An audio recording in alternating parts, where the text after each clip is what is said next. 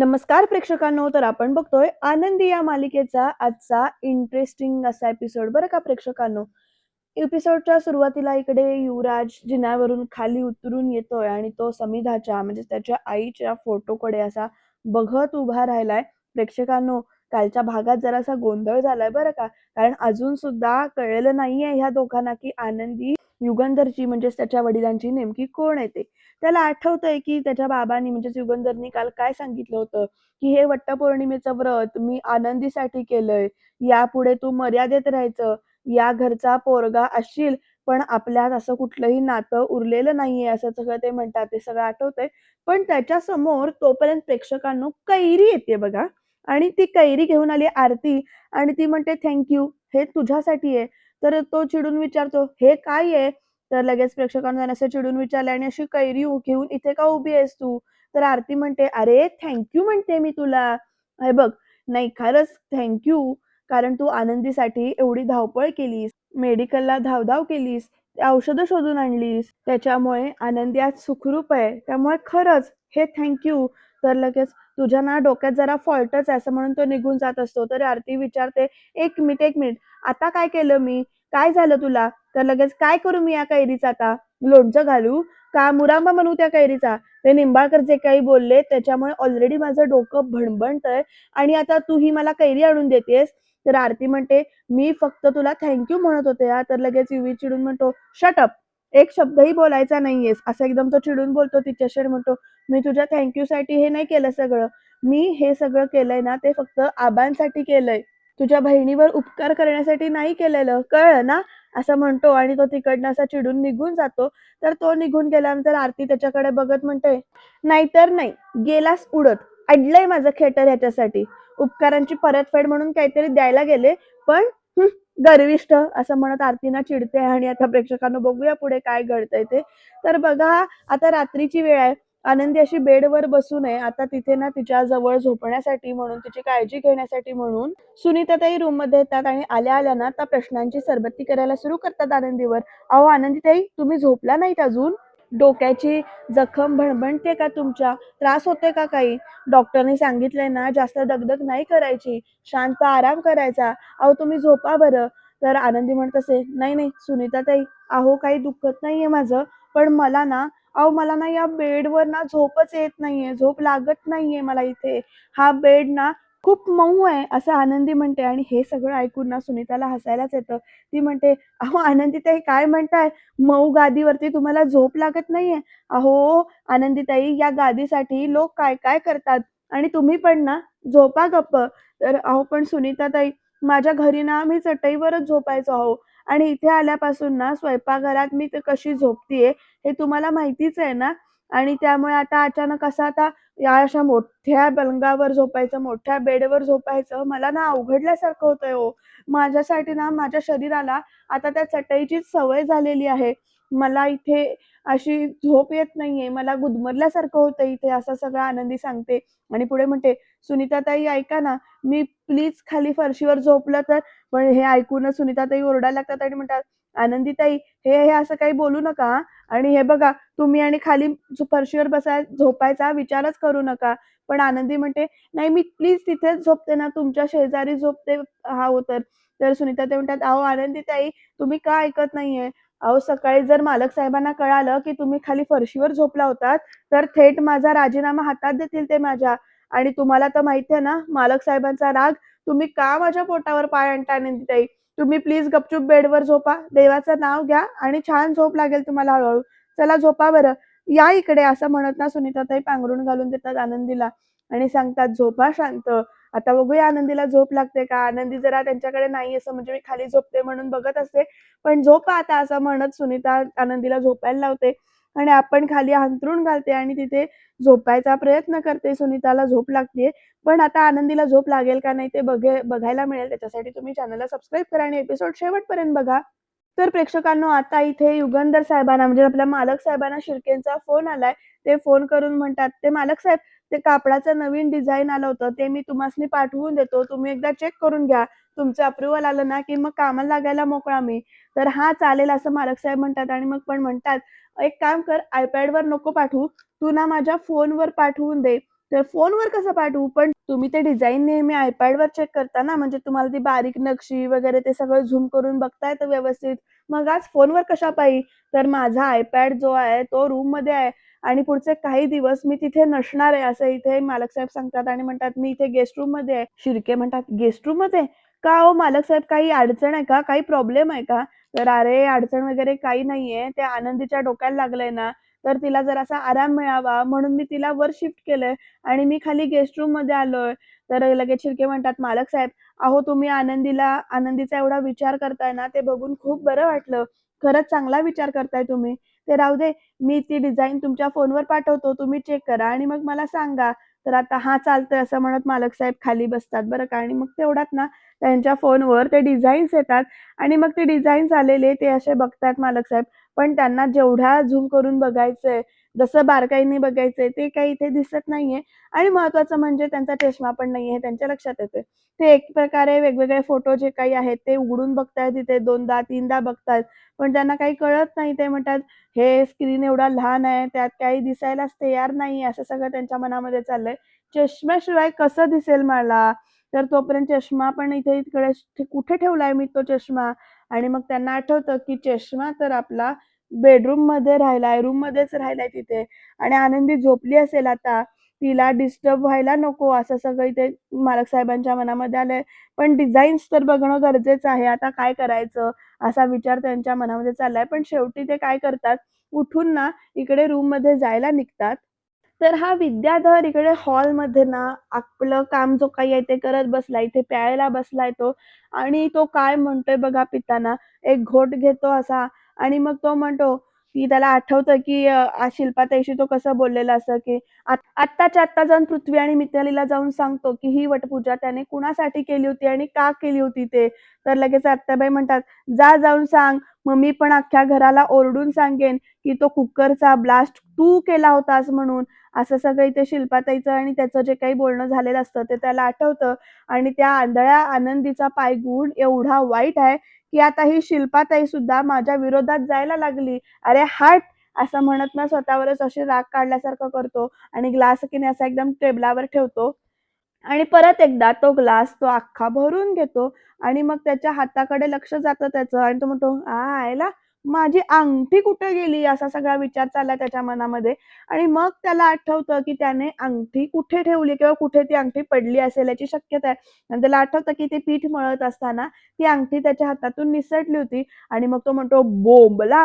आता अंगठी किचनमध्येच राहिली वाटतं आणि आता अंगठी जर का उद्या सकाळ-सकाळी नोकराच्या हातात पडली, तर ती जाऊन लगेच युगंधरला अंगठी देतील आणि हे सगळे नोकर त्या आनंदीचे चमचे झालेत चमचे. पांग फेडायला लागलेत सगळे एकदम. असं तो एकदम बडबडतो आणि मग आता अंगठी घेण्यासाठी तो विचार करतो, की नेमकं काय करता येईल आणि जर का उद्या अंगठी युगंधरच्या हातात पडली, तर त्या कुकरच्या ब्लास्टमध्ये दुसरं-तिसरं कोणी नसून विद्याधरच आहे, हे कळायला त्याला 2 सेकंद सुद्धा लागणार नाहीत आणि आधी शिल्पाताई माझ्या गळ्यावर सुद्धा ठेवून बसली आहे आणि नाही, नाही, नाही, नाही, नाही. आता काय बी करून ती अंगठी आत्ताच्या आत्ता ताब्यात घेतली पाहिजे, असे सगळे विचार ना त्याच्या मनामध्ये येतायत. प्रेक्षकांनो, काय होईल? अंगठी आणू शकेल का विद्याधर जाऊन किचनमधली? बघूया शेवटपर्यंत कळेलच आपल्याला. त्याच्यासाठी तुम्ही एपिसोड शेवटपर्यंत बघा आणि हो, चॅनलला सबस्क्राईब करायला मात्र अजिबात विसरायचं नाहीये.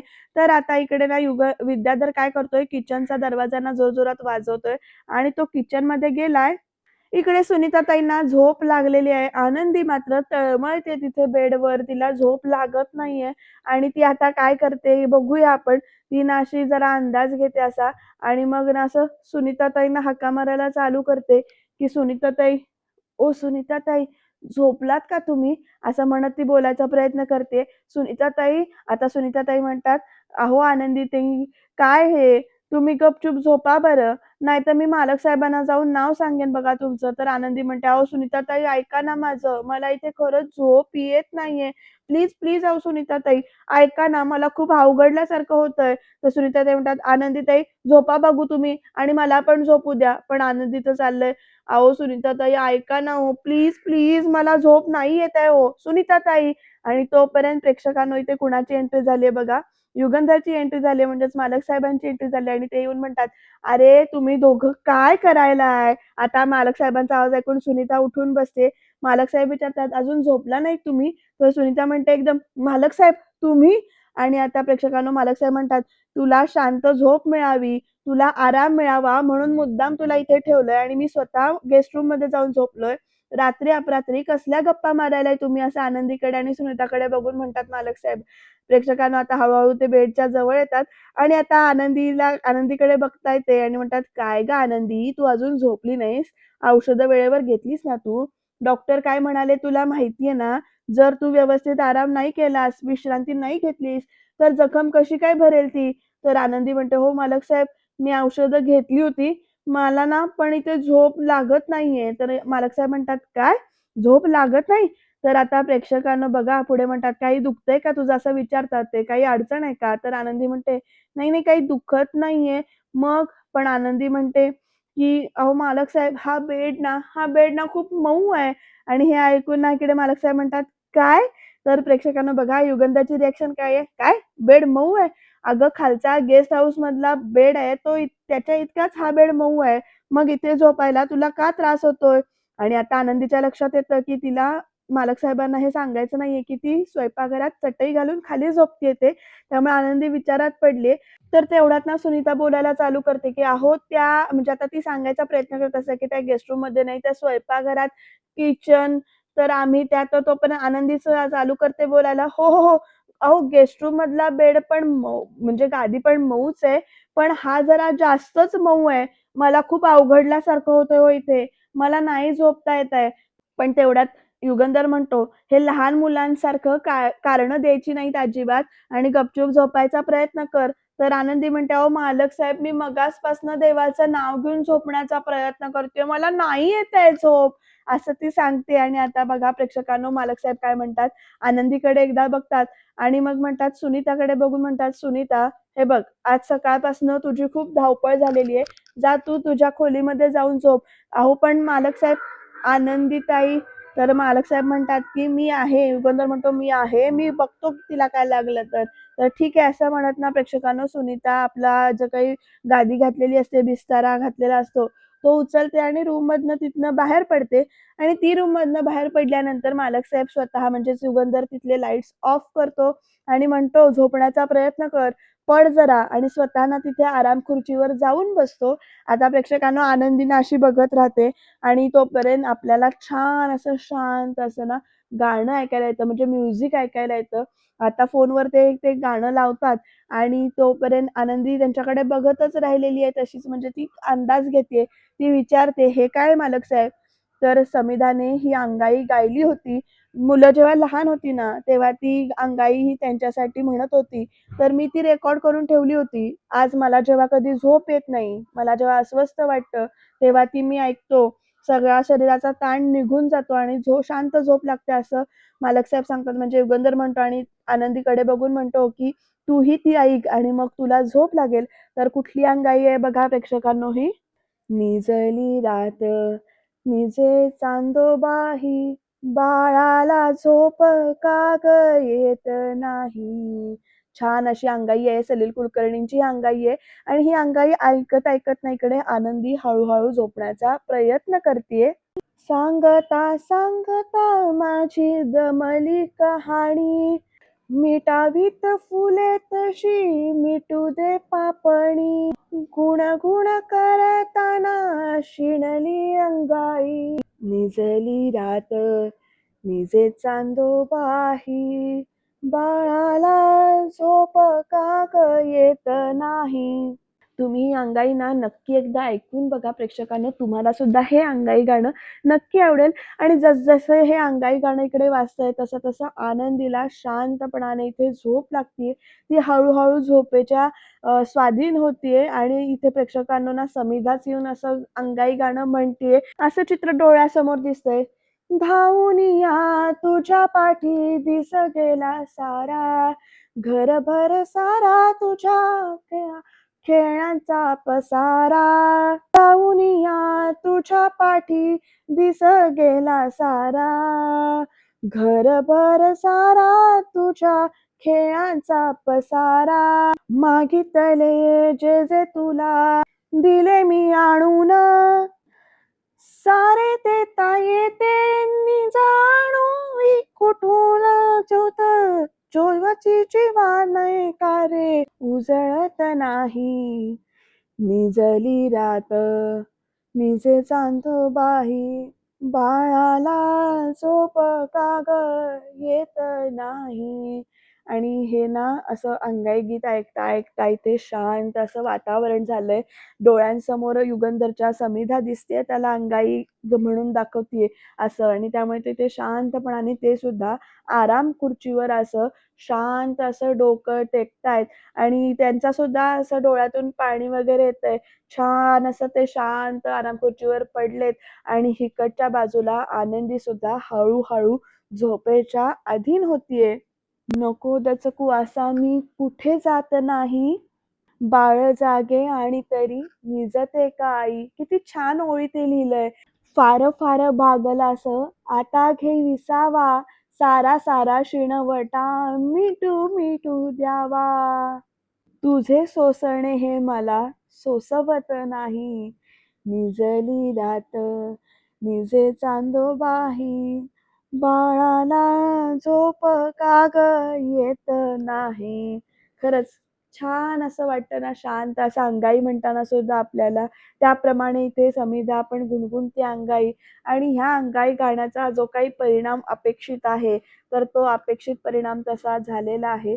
समिधा छान असा अंगाई ती म्हणजे समिधाची जी काही अंगाई आहे ती ह्या दोघांनी सुद्धा ऐकली आहे, आणि युगंधर पण इथे डोकं टेकून शांत पडलेला आहे, आणि आनंदीला फायनली झोप लागलेली आहे. आणि अचानक आता युगंधरला जाग येते, म्हणजे ते अंगाई गाणं संपल्यानंतर त्याला त्याचे डोळे भरून येतात.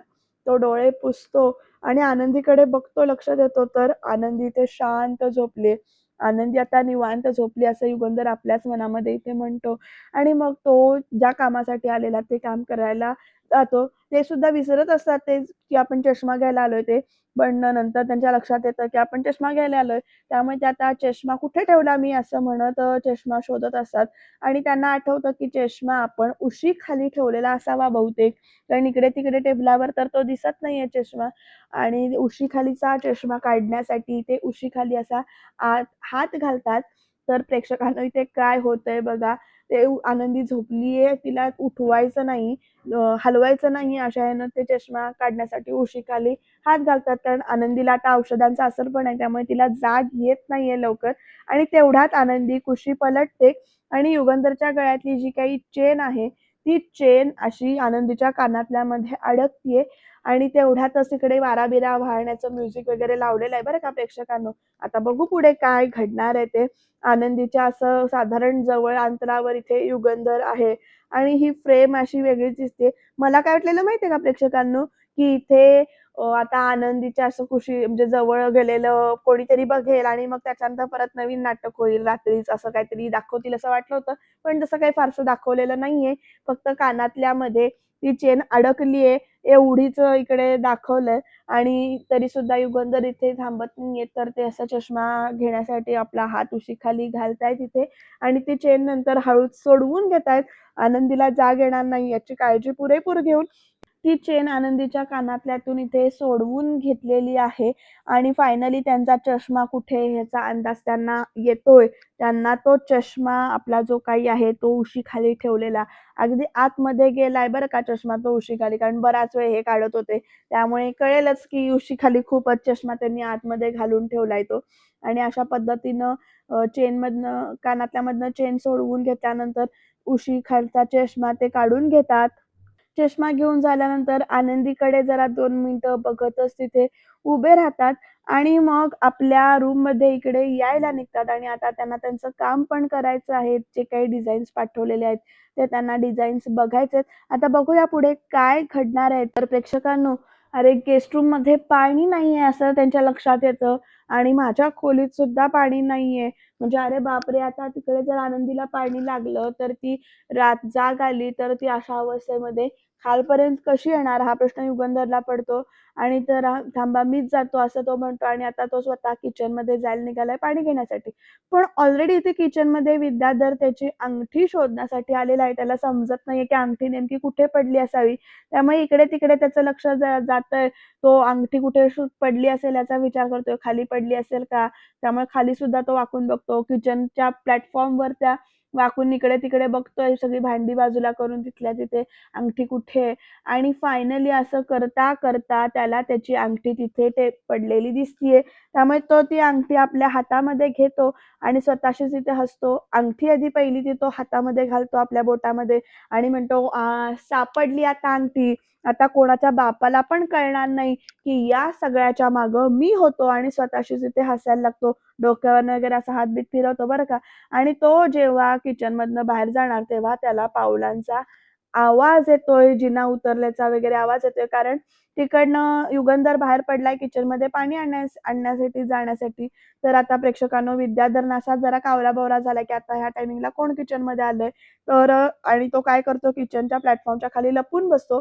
युगंधर किचनमध्ये येतो, फ्रिज उघडून फ्रिजमधनं पाण्याची बाटली काढतो आणि किचन प्लॅटफॉर्मवरच तिथे ग्लास ठेवलेला असतो. तो ग्लास घेऊन त्या ग्लासमध्ये इथे पाणी ओततो आणि ते पाणी पितो. तर विद्याधर असा लपून बसलाय, अंदाज घेतोय की कोण आहे अजून, गेलंय का नाही ते. युगंधरला अजून कळत नाहीये की इथे कोणीतरी आहे असं. पण तेवढ्यात त्या प्रेक्षकांनो युगंधर पाणी पिऊन जेव्हा बाहेर जात असतो, तेव्हा विद्याधरचा इथे फोन वाजतोय आणि फोनच्या रिंगच्या आवाजाने मात्र इथे युगंधर बाहेर जाता-जाता थांबतो. विद्याधर तेवढ्यात आपल्या फोनचा आवाज सायलेंट करतो इथे आणि किचनमध्ये कुणाचा फोन वाजायलाय असा युगंधरला प्रश्न पडतो. त्यामुळे युगंधर परत किचनमध्ये आतमध्ये येतो आणि आता विद्याधरना जिथे लपून बसलाय तिथे युगंधर येतो त्या साईडला. त्यामुळे विद्याधर ह्या साईडला जातो म्हणजे उलट्या बाजूला फिरतो, उलट्या बाजूला लपून बसतो. त्यामुळे युगंधरला दिसत नाहीये की तिथे विद्याधर लपून बसलाय आणि मग स्वयंपाकघरात कुणाचा फोन राहिला असेल असा प्रश्न इथे युगंधरला पडलाय आणि बहुतेक फोन हॉलमध्ये वाजत असेल कुणाचा तरी, असं म्हणत नाही युगंधर आता हॉलकडे जायला निघाल्यावर विद्याधर इकडच्या साईडला येऊन लपतो. अशी लपाछपी झाली बरं का यांची. आणि फायनली इकडे हॉलमध्ये कुणाचा तरी फोन वाजतोय असं वाटून युगंधर किचनमधनं बाहेर पडतो आणि त्याच्यामुळे होतं काय, विद्याधर इथे कुणाच्या तावडीत सापडत नाही. म्हणजे युगंधरपासून विद्याधर इथे वाचतोय. त्यामुळे सध्या तरी कालचा जो काही कुकरचा स्फोट झालेला असतो, तो हा विद्याधरने घडवून आणलाय हे तरी कुणाला आत्तापर्यंत तरी कळलेलं नाहीये. नंतर कळेल का नाही हे कळण्यासाठी एपिसोड आपल्याला शेवटपर्यंत बघावे लागतील आणि चॅनलला सबस्क्राईब करून ठेवावं लागेल. कारण हळू हे सत्य बाहेर येणार आहे. त्यामुळे आता बघा प्रेक्षकांनो विद्याधरने ना इथे सुटकेचा निश्वास सोडलाय असा, की चला बरं झालं, सुटलो मी असं त्याला वाटतंय. पण उद्याच्या विद्याधर परत इकडे आनंदीला काहीतरी बोलायला जातोय. बाप लेकांमध्ये तू सेटलमेंट करणार आहेस का असं विचारतोय आणि मी इथे असताना तू असं करू शकत नाहीस असं पण सांगतो. पण आनंदी म्हणते, तुटलेली नाती जोडण्यासाठी जन्मलेली मी आनंदी आहे आणि ती फार अशी ना दाखवली उद्याच्या भागात. नेमकं काय घडणार ते जाणून घेण्यासाठी सबस्क्राईब करा आणि कमेंट करा.